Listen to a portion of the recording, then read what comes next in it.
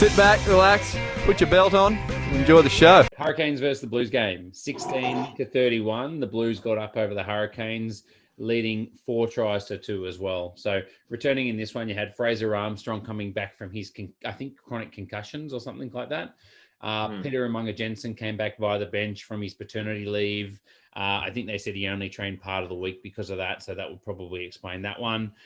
Injuries as well. You had Scotty Scrafton from the Hurricanes going down against his old team, lifted for a line out as he came down. He just went straight over the left ankle hard and looked in a lot of discomfort. There was photos of him getting around on crutches with a boot on after the game. So kind of there's no weight bearing on that. No, it looked pretty grim, but that might just be precautionary, but didn't look good. And Caleb Clark, I think it was like the 72nd minute or something, but he did kind of limp off late. So I don't know if he was just sore from carrying his team or if he was actually injured, but he did have a bit of a niggle. So no announcement on that one. Mate, when your quads and hammies are that big, like there's just, multiple parts of it. I don't know how the physiology works, mate. You do, but I'm sure there's just more strings to that bow to break. You know what I mean? Yeah, that's right. There's just more muscle to tear.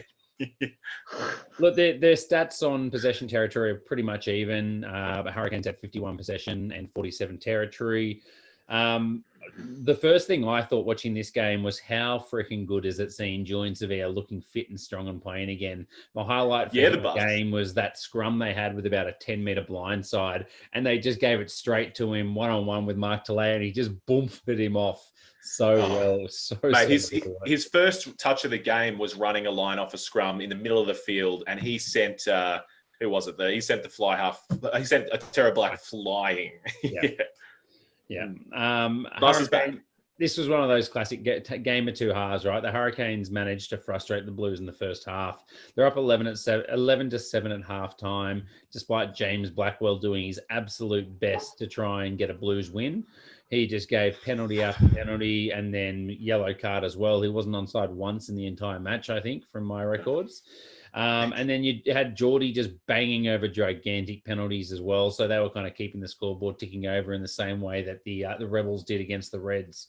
Look, there was another yellow card in that second half. I think it was against the Hurricanes. Duplessis Karifi came on, and sure enough, quickly got himself yellow carded. So he hasn't changed his colours at all. So his first contribution was a late hit off a scrum. Like that was his first. I actually thought that was pretty fair. I thought that was all right. That was late. Still late. I thought let it go. Yeah, you can do that one early. Sorry? Yeah, that's a flanker classic, mate. You're going to hit someone late off the scrum early in your involvement. Let them know you're there.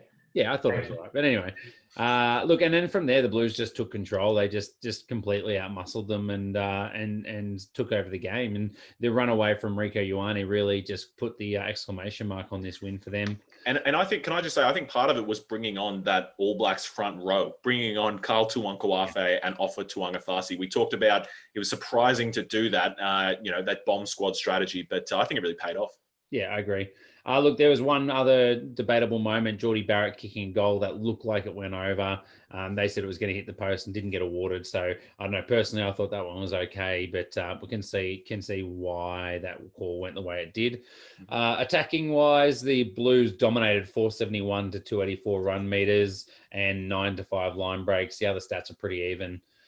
Defensively, the Hurricanes' defense was awful, 73%, 59 from only 81 attempts, and the Blues on 80%, 81 from 101, so significantly better in that area there. Penalties, just 21 Hurricane penalties to 12 from the Blues, which was just outrageous. Like another game where they've just been blown off the park.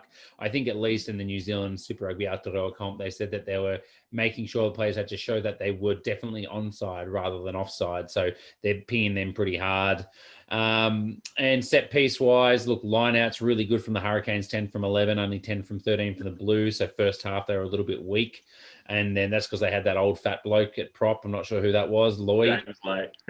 And other than that, look, fantasy man of the match, Asafra Muan, 94 points, 2 tries, 7 run meters for 53 meters, 6 tackle busts, 2 line breaks, 6 tackles and 9 line out wins. So he was everywhere. Very, very good. Hurricanes also had Artie Sevilla on 51 and Flanders on 41. So excited to see him get some more game time, although he did hand the Blues their first try with a dodgy looking pass. Then speaking of the Blues, Rieko Ioane, 47 points. Akira Ioane, 46 points. Dalton Papali'i, 42 points. And per franchise, my boy, 41 points. Very good. And I think Asafa Amua was fantasy man of the round, I'm fairly sure. So He was. huge shout out to Beast Mode. He looked immense. Don't know how he's not my fantasy team. I'm incredibly excited about him, but God, he's good.